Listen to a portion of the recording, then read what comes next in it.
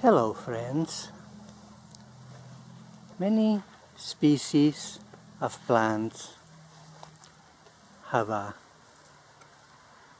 variegated form amongst them. In nature, mutation, either branch mutation or seed mutation toward variegation is very common. Here is a ficus mutated. Here is something else mutated, variegated. Here is desert rose, adenium, mutated.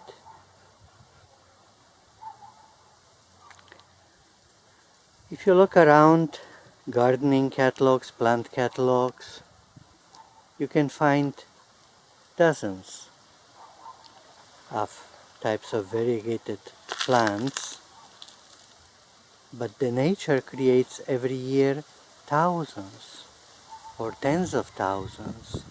How come we don't have thousands or tens of thousands of different types of ornamental plants caused by mutation?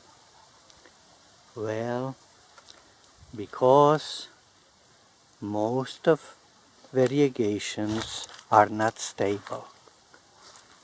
They either gradually turn white and die because they become albino, they can't get the energy from light through chlorophyll, through photosynthesis, they have no chlorophyll, or they turn green.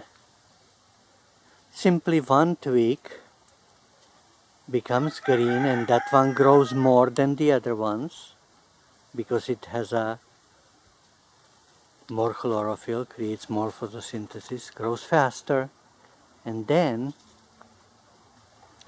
the other twigs die. And so we have a way less of these beautiful types of mutations by variegation than nature creates.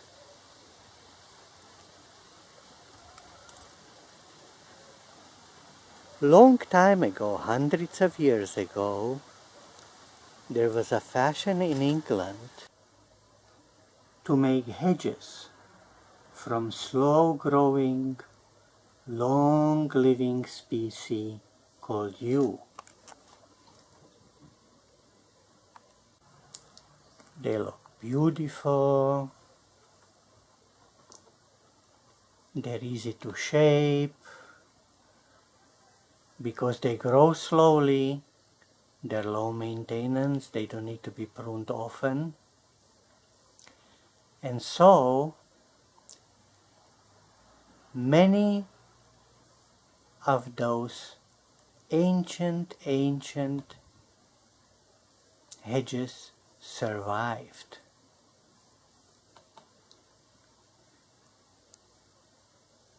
They got gradually a little bigger, some of them. This one is 300 years old. This is how such an ancient hedge of yew looks inside. Well, when it was a big fashion to start such a hedges, the nurserymen made many subvarieties, including variegation. But because the green twig grew faster, almost none of the ancient variegated types survived. A good example of a stable variegation is a hundreds of years old lemon called Variegated Eureka lemon. Hundreds of years old. Even the fruit is variegated. A ripe fruit consists of yellow stripes and green stripes because the green ones have a chlorophyll. They're raised. So it's a little bit of a corrugated look.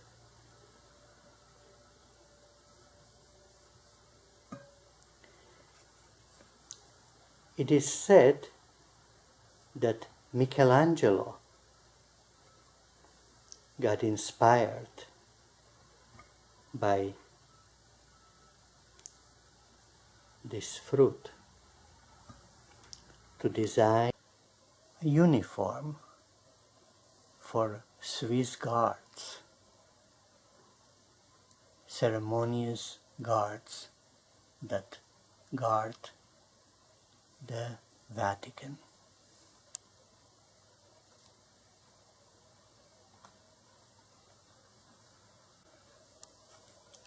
Here is a photo of leaves of Eureka lemon. Imagine that after centuries the green twigs didn't take over. The only problem with growing Eureka lemon in compared to other lemons is that the rootstock to graft it on has to be special, because the usual rootstocks resistant to nematodes are not really compatible. You might succeed to graft it on, let's say, Poncirus trifoliata or Poncirus trifoliata flying dragon or Citrus aurantius, depending which size you want, the semi-dwarf, dwarf or standard size. But within 10 years, likely all your Eureka lemons would be dead. The rootstock would live, but the top would die. It won't permanently merge with the rootstock. And so, the recommended rootstock for Eureka lemon is Volkamer citrus rootstock. Volkamer citrus rootstock is named after a merchant, Johann Christoph Volkamer, who was an amateur botanist. Long time ago, the science was kind of a playground for wealthy people, and some of them got really good at it. One of them was German botanist Johann Christopher Volkamer, who lived from 1644 to 1720. He also financed a book of different citruses,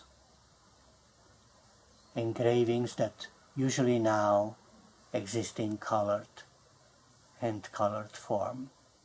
Here are some pictures of always some kind of wealthy estate on the bottom and a special species of a citrus on the top. It goes from page to page. Wonderful book that got inspired by even older book with priest Battista Ferrari, who some 100 years earlier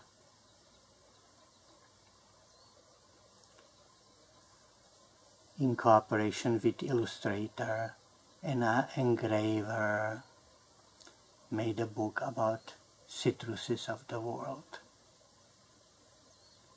Again, these are engravings that were later colored.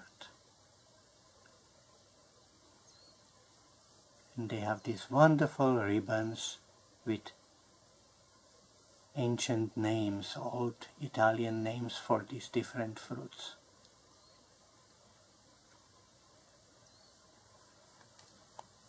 But I regressed, I side-tripped. I got carried away into other interesting to me subjects. So back to the Mr. Wolkamer's rootstock, whose English name is Wolkamer lemon, Latin name Citrus Wolkameriana, also known as Citrus lemonia. Here is its fruit, its flower, a bush from it, a trunk of it, a cut fruit of it, a twig of it, a leaf of it, a flower of it. But that too is not really the subject of this. The real subject of this video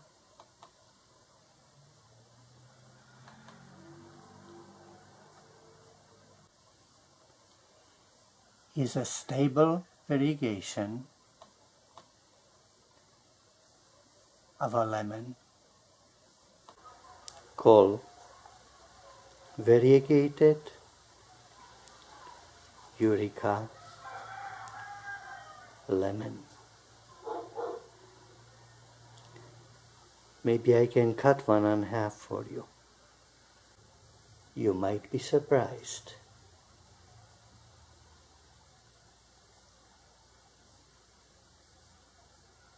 Not yellow!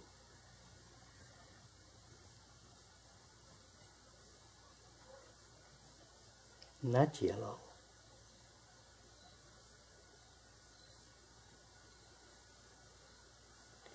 And with that, my friends,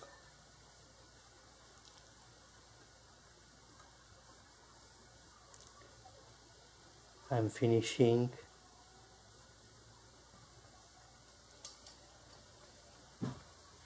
this video. If you like it, you might want to give me thumbs up, and or if you didn't subscribe yet, you might subscribe so you'll get announcement whenever I post another video. Lately I was usually doing it approximately once a week.